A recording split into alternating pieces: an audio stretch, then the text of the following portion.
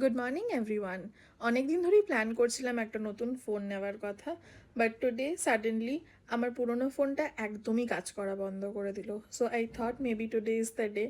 মা বাবার পারমিশন নিয়ে নিলাম and thankfully they said a yes. তাই তাড়াতাড়ি করে আমি রুমটা ক্লিন করে নিলাম to start the day fresh.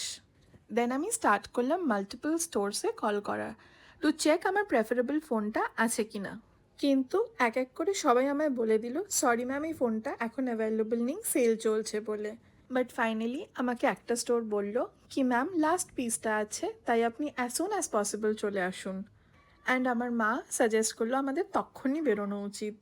And স্টোরে গিয়ে আমি আর আমার বোন পুরো কনফিউজড, কারণ iPhone 15 অ্যান্ড iPhone 16 দুটোর ফিচার্স অনেকটাই সেম। অনেকটা টাইম ধরে চেক করে ফাইনালি ডিসাইড করলাম উইচ ওয়ান টু বাই। আর টু নো কোন ফোনটা আমি কিনলাম, ওয়েট ফর পার্ট 2।